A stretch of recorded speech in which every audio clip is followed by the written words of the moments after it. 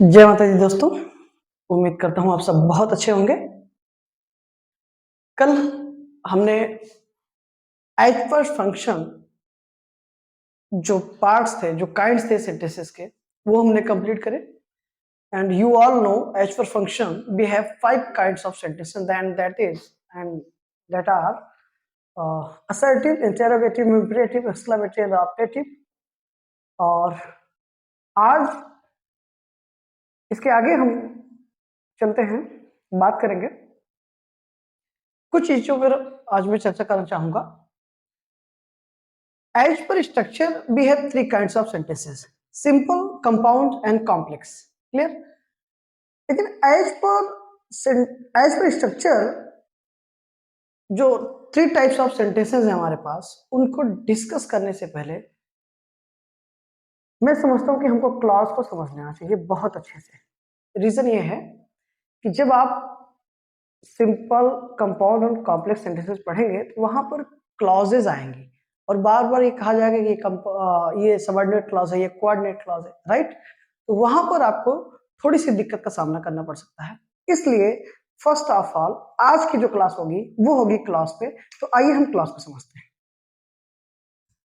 Clause को समझ लेंगे तो हमको बहुत अच्छे से आगे के जो सेंटेंसेस हम एज पर स्ट्रक्चर पढ़ने वाले हैं वो एकदम स्मूथली समझ में आएगा, राइट। तो आइए, clause. What is clause? Clause क्या है? अगर आप हिंदी की बात करेंगे तो क्लॉज की हिंदी होती है उपवाक्य। Okay. And what is the definition of clause? तो आइए देखते हैं। The definition of clause is that it is a part of a sentence that has its own subject and predicate। Basically clause जो है वो सेंटेंस का एक part होता है और क्लॉज सब्जेक्ट वर्ब का कॉम्बिनेशन कह सकते हैं या फिर आप सब्जेक्ट प्रेडिकेट का कॉम्बिनेशन कह सकते हैं। आइए देखते हैं। It is a part of a sentence. ये सेंटेंस का एक पार्ट होता है दैट हैज, जो रखता है its own subject and predicate, जो अपना खुद का सब्जेक्ट और प्रेडिकेट रखता है, उसको हम क्लॉज कहते हैं। क्लियर? कहने का मतलब क्लॉज और a clause has subject, verb, combination. Okay, a clause has subject, verb, combination. Clause में सब्जेक्ट वर्ब का कॉम्बिनेशन होगा, मीन्स अगर वो क्लॉज है तो वहां पर आपको सब्जेक्ट भी मिलेगा और वर्ब भी मिलेगी। ये चीज समझिएगा।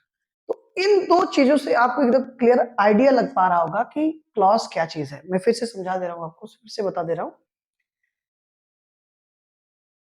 बेसिकली क्लॉज जो है वो सेंटेंस का ही एक पार्ट है जिसमें आपको सब्जेक्ट वर्ब का कॉम्बिनेशन मिलेगा। मतलब क्लॉज में सब्जेक्ट भी मिलेगा आपको और वर्ब भी मिलेगी। ठीक, वो वर्ब, सब्जेक्ट और वर्ब का कॉम्बिनेशन होता है and that is called clause. Clear? And if we talk about kinds of clauses,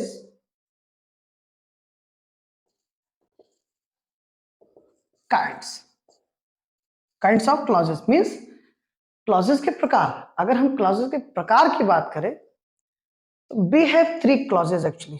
The first one is principal clause.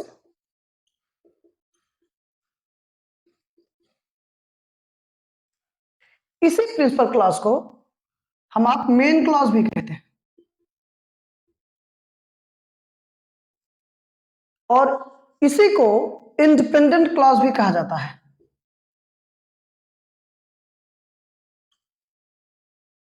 Clear? Principal clause को हम अदर दो नामों से और जानते हैं।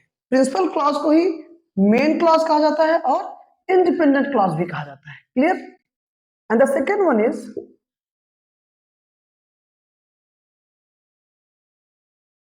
Subordinate clause.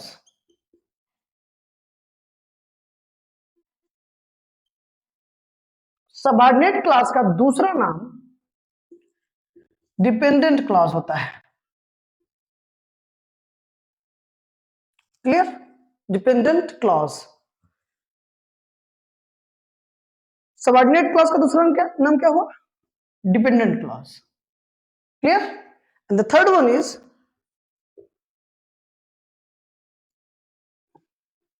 Coordinate clause.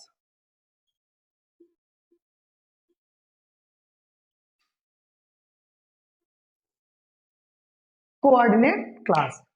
Clear? फिर से आप समझ लो, क्लॉज जो है वो एक सेंटेंस का पार्ट होता है। क्लॉज में सब्जेक्ट वर्ब कॉम्बिनेशन आपको मिलेगा, मींस सब्जेक्ट भी मिलेगी और वर्ब भी मिलेगी। क्लियर? क्लॉज तीन प्रकार के होंगे बेसिकली। प्रिंसिपल क्लॉज जिसको दो और नामों से जानते हैं, मेन क्लॉज और इंडिपेंडेंट क्लॉज। दूसरी क्लॉज हो हमारी सबऑर्डिनेट क्लॉज, जिसका दूसरा नाम डिपेंडेंट क्लॉज है। तीसरी क्लॉज होती है कोऑर्डिनेट क्लॉज। क्लियर? अब आइए एक एक क्लॉज को हम आप समझते हैं। तो आइए सबसे पहले प्रिंसिपल क्लॉज को देखते हैं।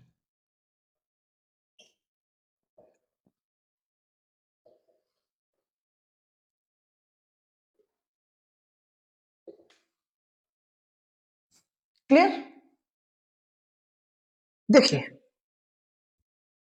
प्रिंसिपल क्लॉज जिसको हम आप मेन क्लॉज के नाम से भी जानते हैं, जिसको हम आप इंडिपेंडेंट क्लॉज के भी नाम से जानते हैं। बच्चों में काफी भ्रम ये बना हुआ है कि जब वो इसकी हिंदी देखते हैं इंडिपेंडेंट क्लॉज की, तो उसकी इंडिपेंडेंट क्लॉज में स्वतंत्र उपवाक्य। ठीक है? और बच्चों के दिमाग में कहीं ना कहीं एक चीज ये रहती है कि जो क्लॉज किसी पे डिपेंड नहीं होगा उसको हम क्या कहेंगे? इंडिपेंडेंट क्लॉज कहेंगे। हाँ ठीक है, मान लेते हैं। क्लियर? लेकिन अब आप ऐसे समझें कि जो बच्चे अभी स्टार्ट कर रहे हैं, जिनको अभी सब्जेक्ट और प्रेडिकेट में समस्या हो जाती है, आप मुझे जरा सा बताएं वो कैसे इस चीज को जस्टिफाई कर पाएंगे, क्लैरिफाई कर पाएंगे कि कैसे हम ये पता करें कि ये क्लॉज किसी पे निर्भर नहीं है, किसी पे डिपेंड नहीं है। Clear? And this is a big deal for them, ये उनके लिए एक बहुत बड़ी समस्या है, बहुत बड़ी बात है। तो आप समझो, कोई यहां रखने की जरूरत नहीं है आपको, ये दिमाग लगाने की जरूरत नहीं है कि कौन डिपेंड है कौन इंडिपेंडेंट है। थोड़ा सा बस 1 मिनट आप सुने और आपका क्लियर होगा। अगर सेंटेंस आपको मिल गया, वहां पर आपको क्लॉजेस पहचाननी है। तो अब मान के चलता हूं कि अगर बेसिकली स्टार्टिंग में अगर आप देखें, दो क्लॉज आपको मिल गई, उसमें से एक क्लॉज प्रिंसिपल होगी, दूसरी सबऑर्डिनेट या कोऑर्डिनेट हो सकती है। तो आप ऐसी सिचुएशन में प्रिंसिपल क्लॉज को कैसे पहचानेंगे? तो हमेशा याद रखिए, प्रिंसिपल क्लॉज वही होगी जिसके पहले कोई भी कंजंक्शन नहीं लगा होगा। आपको रटने की जरूरत नहीं है कि निर्भर होगा, ये होगा, वो होगा, कुछ नहीं। आपकी प्रिंसिपल क्लॉज वही है जिस क्लॉज के पहले कोई कंजंक्शन नहीं लगा है। That is final. क्लियर? आप समझिए, अब अगर हमको सबऑर्डिनेट और कोऑर्डिनेट क्लॉज को पहचानना है या जानना है, तो उसके पहले हम थोड़ा सा कंजंक्शन को देखेंगे। ध्यान दीजिए, यहाँ पे मैं कंजंक्शन को डिस्कस करने नहीं जा रहा हूं, बट कंजंक्शन बेसिकली दो प्रकार से यूज में आते हैं वाक्य में, इसलिए कंजंक्शन को थोड़ा सा समझना जरूरी है। क्लियर?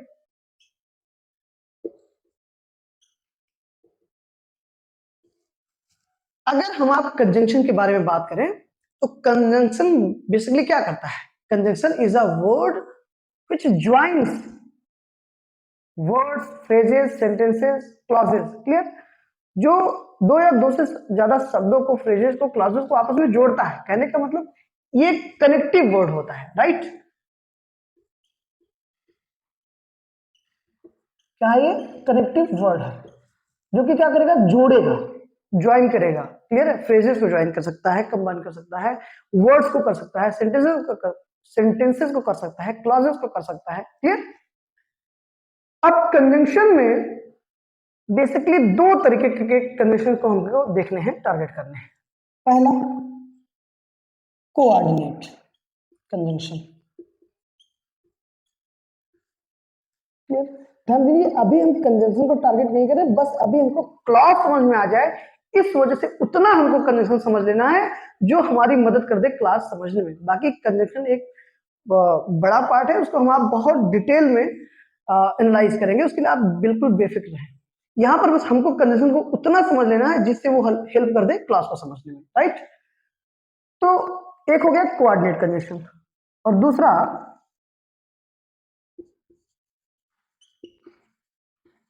सबऑर्डिनेट। क्लियर? आप चूंकि कोऑर्डिनेट बहुत, जो कंजंक्शन कोऑर्डिनेट होते हैं उनकी संख्या कम है, तो उनको हम देख ले, रट ले, याद कर ले, तो बाकी जो बचेंगे वो सब सबऑर्डिनेट होंगे। तो आइए देखते हैं कोऑर्डिनेट में कौन कौन आएंगे। हाँ, कोऑर्डिनेट कंजंक्शंस को याद करने का एक निमोनिक है, एक तरीका है, जिसको कहते हैं fan boys. Fan boys. Clear? अब आइए देखते हैं। एफ का मतलब फॉर, ए का मतलब एंड, एन का मतलब नॉर, बी का मतलब बट, ओ का मतलब और, वाई का मतलब येट, एस का मतलब so. Clear? For, and, nor, but और येट, सो, ये जो कंजंक्शंस होते हैं वो आपके कोऑर्डिनेट कंजंक्शंस कहलाते हैं। कंजंक्शंस दो प्रकार के होंगे, पहला कोऑर्डिनेट, दूसरा सबऑर्डिनेट। कोऑर्डिनेट कंजंक्शन को याद करने का तरीका क्या है? फैनबॉयज। निमोनिक क्या है उसका? FANBOYS means for, and, nor, but और येट, सो। ये जो कंजंक्शंस होंगे वो क्या होंगे? कोऑर्डिनेट होंगे। इनके बाद जो कंजंक्शंस बचते हैं वो सब क्या होते हैं? वो सब सबऑर्डिनेट होते हैं। क्लियर? सबऑर्डिनेट कंजंक्शंस कौन कौन हो सकते हैं? होते तो बहुत सारे हैं, बस जो ज्यादा यूज में है या जो हम आसानी से याद करें एटलीस्ट उनको हम देख लेते हैं, जान लेते हैं। जैसे if, unless, until, as, because, before, after, that,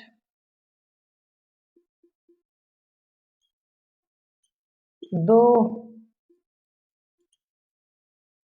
as, as soon as, here, why, when, how, etcetera. ये सारे के सारे कंजंक्शंस क्या हैं? सबऑर्डिनेट हैं। एक चीज विशेष ध्यान दें, अगर डब्ल्यू एच वर्ड जैसे व्हेन है, वेयर है, व्हाई है, हाउ है, डब्ल्यू एच फैमिली कहीं भी कंजंक्शन बन रही है तो समझ जाइएगा वो सबऑर्डिनेट होगी। There is no problem at all. Clear? ये जो कंजंक्शंस हैं, हालांकि सबऑर्डिनेट कंजंक्शन संख्या काफी है, बट आई थिंक कि ये बहुत ज्यादा यूज में है, या इतने हम एटलीस्ट याद कर सकते हैं तो उनको याद कर लीजिए। if, unless, until, as, because, before, after, that, though, as soon as, why, when, how, etc. ये सबऑर्डिनेट कंजंक्शंस होंगे। कोऑर्डिनेट क्या होंगे? निमोनिक क्या होगा? फैनबॉयज, फॉर, एंड, नॉर, बट और येट, सो। क्लियर? एक चीज, अब कोई भी कंजंक्शन, ध्यान दीजिएगा, अब अगर हम फिर से क्लॉजेस पर आए तो हमको सेकेंड टाइप का क्लॉज क्या देखना है? Compound, sorry, coordinate clause.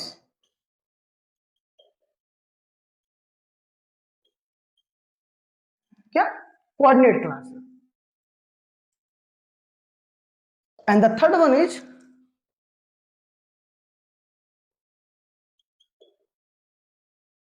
Subordinate clause. Clear? तो third one is subordinate clause. फिर से याद रखिए, कोई भी क्लॉज कोऑर्डिनेट होगी कि सबऑर्डिनेट होगी, that depends on the type of conjunction. Clear? Conjunction कौन सा आया हुआ है, किस प्रकार का आया हुआ है, ये डिसाइड करेगा कि क्लॉज कौन सी होगी। ध्यान दीजिएगा, कोऑर्डिनेट कंजंक्शंस कोऑर्डिनेट क्लॉज बनाएंगे, सबऑर्डिनेट कंजंक्शंस सबऑर्डिनेट क्लॉज बनाएंगे। क्लियर? कहने का मतलब ये है, दो क्लॉज है हमारे सामने, मान लीजिए हमारे सामने दो क्लॉज है, जिस क्लॉज के पहले कोई कंडीशन नहीं लगा है वो हमारी प्रिंसिपल क्लॉज होगी। अब दूसरी क्लॉज जो होगी वो या तो कोऑर्डिनेट होगी या तो सबऑर्डिनेट होगी। ठीक है, तो चेक करिए उस क्लॉज के पहले कंजंक्शन कौन सा आया हुआ है। अगर वो कंजंक्शन कोऑर्डिनेट की फैमिली से, means for and nor but और येट सो ये सब लगे हुए हैं, तो समझ जाइएगा कि वो कौन सी क्लॉज होगी, कोऑर्डिनेट क्लॉज होगी। अगर उस क्लॉज के पहले if unless until as because इनमें से सबऑर्डिनेट कंडीशन कोई भी कंडीशन आया हुआ है तो समझ जाइएगा वो आपकी सबऑर्डिनेट क्लॉज होगी। क्लियर? फिर से, कोई भी क्लॉज कोऑर्डिनेट होगी या सबऑर्डिनेट होगी ये डिपेंड करेगा उसके कंजंक्शन पर। कोऑर्डिनेट कंडीशन हमेशा कोऑर्डिनेट क्लॉज बनाएंगे, सबऑर्डिनेट कंडीशन हमेशा सबऑर्डिनेट क्लॉज बनाएंगे। इतना क्लियर है? अब आइए एग्जांपल्स के थ्रू हम समझते हैं। आइए,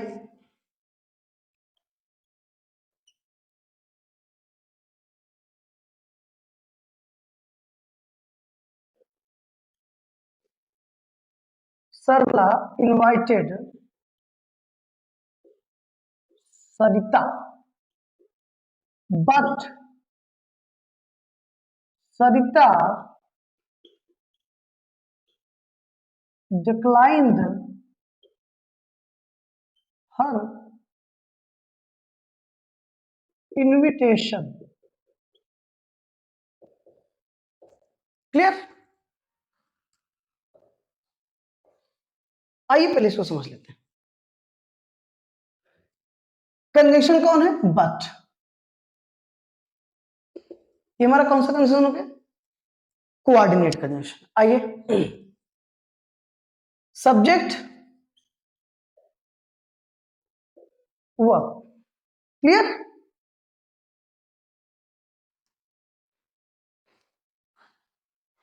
clause one, Sarla invited Sarita, Sarla ने सरिता को इनवाइट किया। तो आप अच्छे से जानते हैं कि जो काम करता है वो हमारा सब्जेक्ट होता है, जो काम किया जाएगा वो वर्ब होगा। मींस एक्शन वर्ड जो होता है वो वर्ब होती है। Receiver of the action object होगा, मतलब इनवाइट को तो किसको किया जाए, सरिता को, तो वो ऑब्जेक्ट हो गई।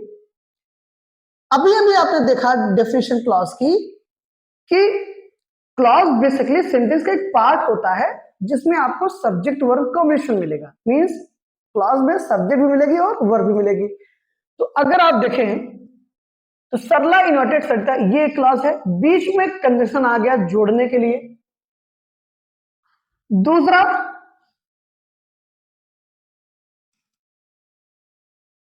दूसरी क्लॉज क्या है? सरिता डिक्लाइंड हर इनविटेशन। सरिता सब्जेक्ट है, डिक्लाइंड क्या है? वर्ब है। क्लियर? सरिता सब्जेक्ट है, डिक्लाइंड वर्ब है। वहां भी सब्जेक्ट वर्ब का कॉम्बिनेशन आपको मिल गया, मतलब ये भी एक क्लॉज हो गई, मींस क्लॉज टू।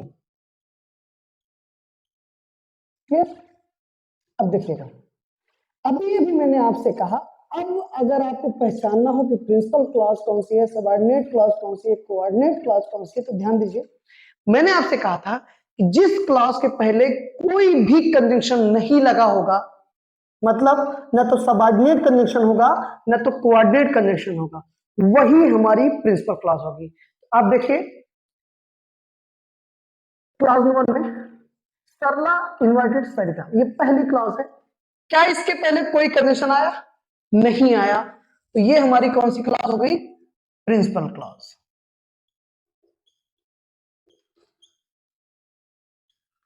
जिसको हम आप मेन और इंडिपेंडेंट क्लॉज भी कहते हैं। क्लियर? दूसरी क्लॉज हमारे पास क्या है? सरिता डिक्लाइंड हर इनविटेशन, सरला ने सरिता को इनवाइट किया, बट लेकिन सरिता डिक्लाइंड हर इनविटेशन, सरिता ने उसके इनविटेशन को मना कर दिया।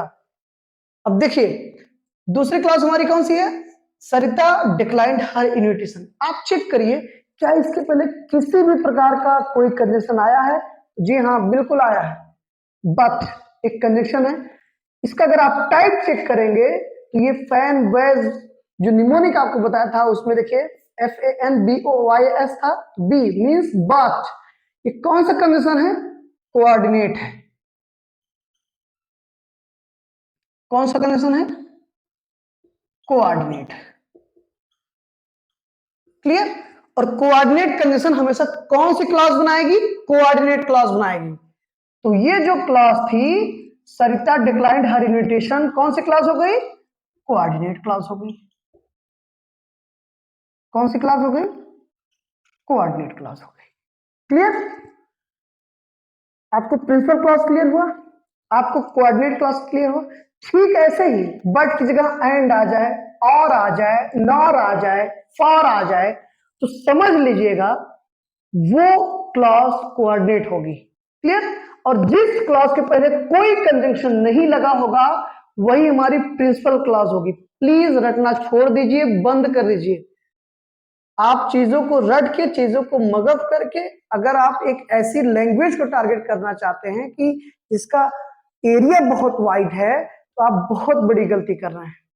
प्लीज रटना छोड़ दीजिए, चीजों को समझना शुरू करिए। क्लियर। आप बिल्कुल इसमें टाइम वेस्ट मत करिए कि कौन सी क्लॉज किस पे डिपेंड है, किस पे नहीं डिपेंड है। अगर आप मीनिंग निकालोगे तो सबऑर्डिनेट जो क्लॉजेज होती हैं, मतलब प्राइमा फेसी जो बच्चा अभी स्टार्ट कर रहा है, चीजों को सीखना शुरू किया है, उसके लिए बहुत टफ वर्क हो जाता है ये समझ पाना कि वो कैसे जान पाएगा कि डिपेंड है कि नहीं डिपेंड है। क्लियर। तो हर चीज का एक जेन्युइन रीजन होता है, प्लीज उस रीजन पे काम करें। आपको चीजें याद करने की जरूरत नहीं है, समझने की जरूरत है, और चीजें आपको समझ में आने लगेंगी। चीजें समझ में आने लगी बस वो आपका काम हो गया। क्लियर। तो हमेशा याद रखिए जिस क्लॉज के पहले कोई कंडीशन नहीं लगा है वो प्रिंसिपल क्लॉज होगी।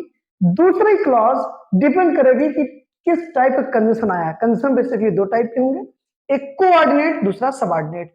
अगर कोऑर्डिनेट कंडीशन आया है तो कोऑर्डिनेट क्लॉज बनाएगा, सबऑर्डिनेट कंडीशन आया है तो सबऑर्डिनेट बनाएगा। बट आ गया इस क्लॉज के पहले तो कोऑर्डिनेट क्लॉज बना दिया। क्लियर। आई होप कि ये क्लियर होगा आपको कि कोऑर्डिनेट क्लॉज कौन सी है और सबऑर्डिनेट क्लॉज कौन सी है। क्लियर। आइए अब समझते हैं सबऑर्डिनेट क्लॉज को। ओके, अभी हमने देखा कोऑर्डिनेट क्लॉज और प्रिंसिपल क्लॉज। अब आइए देखते हैं सबऑर्डिनेट को। सरला went to the park. Sarla went to the park after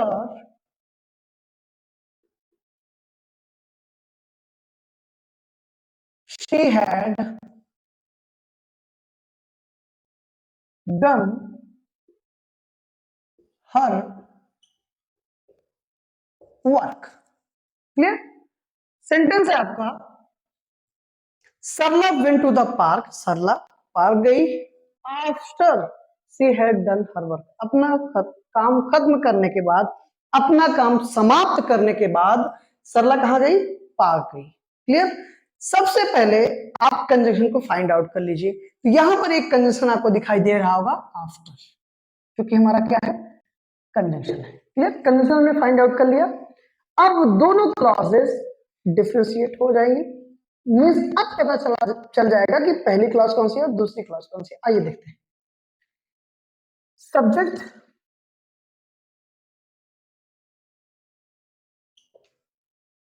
verb, subject verb. Clear. Subject verb. अभी अभी हमने देखा कि क्लॉज में सब्जेक्ट वर्ब का कॉम्बिनेशन जरूर होता है। मान मींस अगर क्लॉज है वो सब उसमें सब्जेक्ट वर्ब कॉम्बिनेशन आपको जरूर मिलेगा, मींस उसमें सब्जेक्ट भी होगी वर्ब भी होगी। तो सरला वेंट टू द पार्क, ये क्या हो गया हमारा, क्लॉज वन। क्लियर? क्योंकि इसमें सब्जेक्ट वर्ब कॉम्बिनेशन आपको मिला, कंजंक्शन मिला, ठीक है। तो कंजंक्शन आप बेसिकली जानते हैं कि दो वर्ड्स को जोड़ता है। अगर यहाँ पर होता राम एंड श्याम, तो एंड ने किसको जोड़ा? राम और श्याम को। यहाँ पर कंजंक्शन ने राम और श्याम मतलब दो वर्ड्स को जोड़ दिया। दो फ्रेजेस को भी जोड़ता है, जैसे टू द पार्क क्या एक फ्रेज है, ठीक है। अभी हम फ्रेज पे भी बात करेंगे, परेशान मत होइएगा, अभी क्लॉज को समझिए, क्लियर। ऐसे ही कंजंक्शन जो होते हैं दो फ्रेजेस को भी जोड़ेंगे, क्लॉजेस को भी जोड़ेंगे और सेंटेंसेस को भी जोड़ेंगे। तो यहां पर आप देखेंगे हमारे पास दो क्लॉज है। पहली clause Sarla went to the park and दूसरी clause she had done her work, clear. अब आइए चेक करते हैं, और दोनों क्लॉजेस में चेक करेंगे, आप चेक करेंगे तो आपको सब्जेक्ट वर्ब कॉम्बिनेशन मिलेगी, ठीक। She had done her work, ये क्लॉज 2,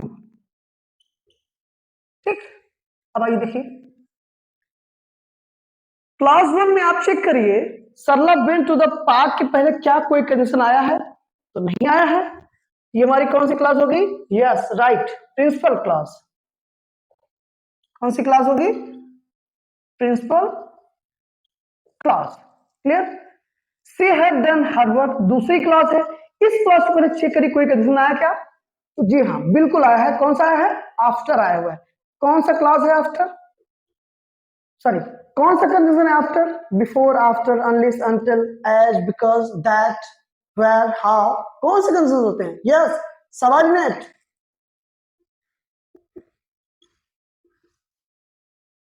ठीक। और सबऑर्डिनेट कंजंक्शन हमेशा कौन सी क्लास बनाएंगे? Good, subordinate class. ये हमारी कौन सी क्लास हो गई? Subordinate class, clear? ओके।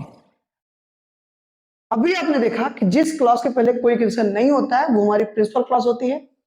जिस क्लास के पहले कोई कंडीशन लगा होगा वो या तो सबऑर्डिनेट होगी या तो कोऑर्डिनेट होगी, एंड इट इज डिपेंड और it's totally depends on the type of the conjunction. Means conjunction किस प्रकार का यूज हुआ है। अगर वो कंजंक्शन कोऑर्डिनेट कंडीशन है तो वो कोऑर्डिनेट क्लास बनाएगी, अगर वो कंडीशन सबऑर्डिनेट है तो सबऑर्डिनेट क्लास बनाएगी, क्लियर। यहां पर आफ्टर जो कि सबऑर्डिनेट कंडीशन था, इसमें ये कौन सी क्लास बनाएगी? हमारी सबऑर्डिनेट क्लास बनाएगी, क्लियर। मुझे पूरा भरोसा है कि आपको क्लॉज क्या होती है, क्लॉज कितने प्रकार की होती है, ये आपको क्लियर होगा। प्रिंसिपल क्लॉज को कैसे फाइंड आउट करेंगे ये आपको पता चल जाएगा। कोऑर्डिनेट क्लास, सबऑर्डिनेट क्लास क्या होती है, कैसे आप इनको फाइंड आउट करते हो, ये आपको पूरा अच्छे से एक्सप्लेन किया गया। ये समझने का आई थिंक बेस्ट तरीका है। आप चीजों को रटना छोड़िए, प्लीज समझना शुरू करिए।